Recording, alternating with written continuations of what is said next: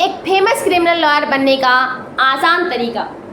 जाने एक famous criminal lawyer कैसे बनते हैं। इससे पहले हम जानते हैं कि क्रिमिनल लॉयर होता क्या है।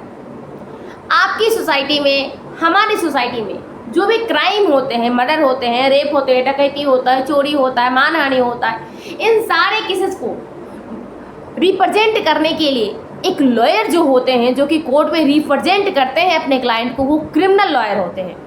क्रिमिनल लॉयर कौन बन सकते हैं? क्रिमिनल लॉयर सारे लॉ स्टूडेंट बन सकते हैं। आफ्टर 12th आप लॉ सब्जेक्ट में ग्रेजुएशन करते हैं, BA LLB सब्जेक्ट लेते हैं, BA LLB में एडमिशन लेते हैं और LLB के दौरान आप कोर्ट जाते हैं, कोर्ट की प्रोसीडिंग को वॉच करते हैं, अपने सीनियर को हायर करते हैं क्रिमिनल लॉयर को। यदि आपने क्रिमिनल सीनियर को हायर किया और 3 से 5 ईयर आपने दे दिया तो मानिए कि आप एक क्रिमिनल लॉयर बन सकते हैं।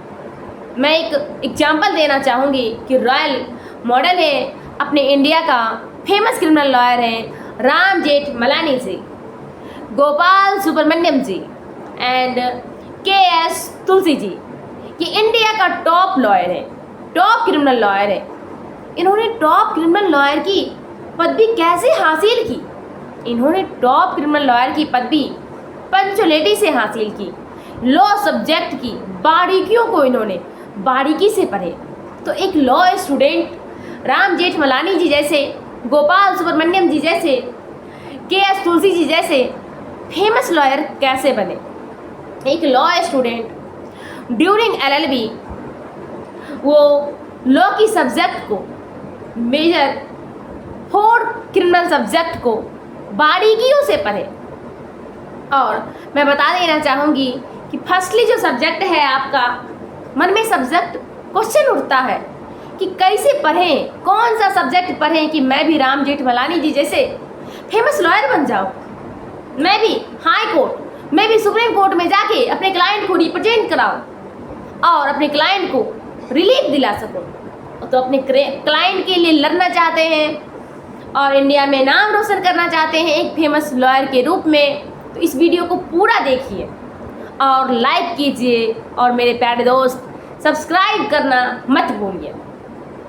फर्स्टली जो आपका सब्जेक्ट है इंडियन पेनल कोड, जो कि अभी BNS 2023 में कन्वर्ट हो चुका है भारतीय न्याय संहिता।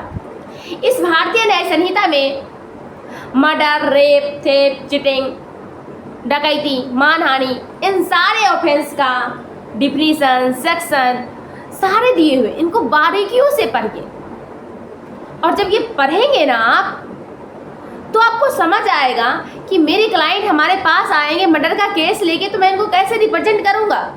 और उनको ऐसा ही नहीं पढ़िए, उनको CRPC यानी कि BNSS के साथ को रिलेट करके पढ़िए। जब रिलेट करके पढ़ेंगे और प्रोसीजर वाइज पढ़ेंगे तो आपके माइंड को क्लियरिफाई होगा और वो कभी आप भूलेंगे नहीं। सेकेंड सब्जेक्ट है आपका CRPC, जो कि BNSS है। इसमें एक लॉयर और एक कोर्ट कैसे काम करेगा बारीकियों से दिया गया है। ये आपका एक समझिए बच्चों की तरह एक पोएम बुक है कि केस कैसे लड़ा जा सके, क्रिमिनल केस को कैसे कोर्ट में लड़ा जा सके और कोर्ट कैसे काम करेगी। इसमें 2 शेड्यूल दिए गए हैं। एक शेड्यूल जो आपका है ऑफेंस को बांटा गया है, bailable, non bailable, cognizable, non cognizable, कौन सा कोर्ट ट्राई करेगा, कौन सा कोर्ट नहीं ट्राई करेगा। उस शेड्यूल को मेरे दोस्त ज़रूर पढ़िए। और सेकेंड जो आपका शेड्यूल है वो फॉर्म है। उस फॉर्म में आपका बताया गया है नोटिस, समन, वारंट एंड सारा एप्लीकेशन जो फॉर्म है वो शेड्यूल सेकेंड में दिए गए। उस शेड्यूल को भी आप बारीकियों से पढ़िए और प्रोसीजर वाइज पढ़िए कि FIR होने के बाद क्या होगा।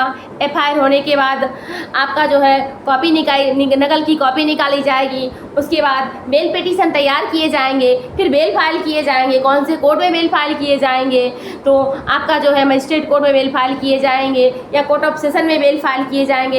ये सारा प्रोसीजर आपका CRPC यानी कि BNSS फाइनली बताता है। इसको ज़रूर पढ़िए। और थर्डली जो आपका है इंडियन एविडेंस एक्ट, जो कि भारतीय न्याय संहिता 2023 में कन्वर्ट हो चुका है।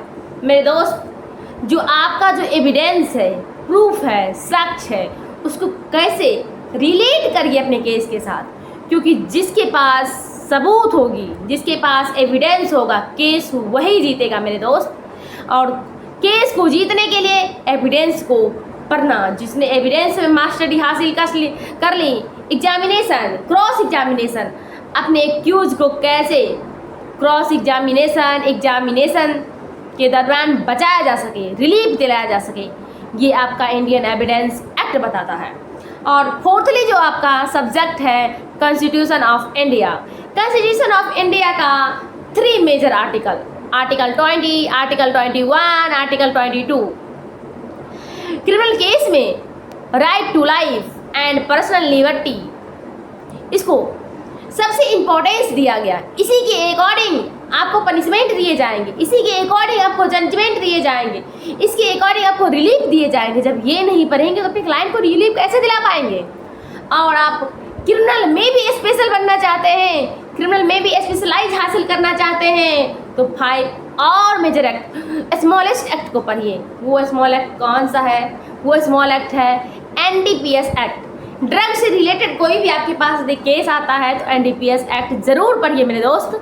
और सेकेंडली आपका है पॉस्को एक्ट, जो भी 18 ईयर, बिलो 18 ईयर से कम एज की लड़कियों के साथ जो भी ऑफेंस होता है, रेप का ऑफेंस होता है, हरासमेंट का ऑफेंस होता है, टॉर्चर करने का जो ऑफेंस होता है, उसको पॉस्को एक्ट के दौरान ट्रायल किए जाते हैं। उसके लिए एक स्पेशल कोर्ट, पॉस्को कोर्ट बनाया गया है। उसके लिए स्पेशल जज, पॉस्को जज होते हैं। उसमें 7 ईयर में आप पीवी बन सकते हैं। उसमें मात्र 7 ईयर की आपकी एक्सपीरियंस है आपके पास, तो आप उनमें पीवी बन सकते हैं। तो इसीलिए पॉस्को एक्ट को भी ज़रूर पढ़िए मेरे दोस्त।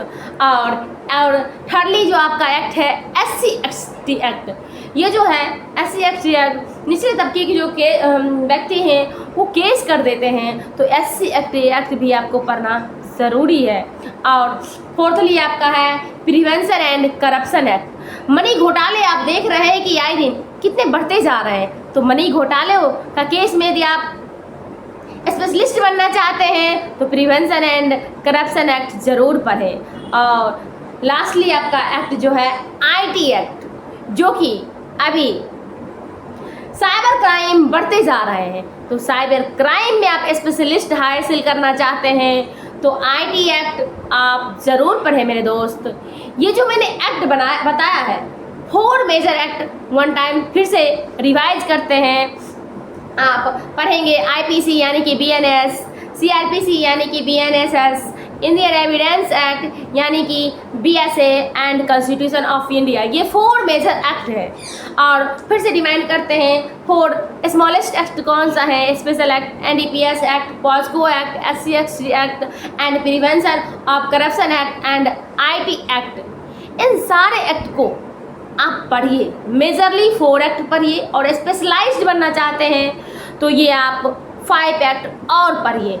यदि मेरे दोस्त इन सब्जेक्ट को कोऑर्डिनेट करके प्रोसीजर वाइज आपने पढ़ लिया तो आपसे फेमस लॉयर बनने से कोई रोक नहीं सकता।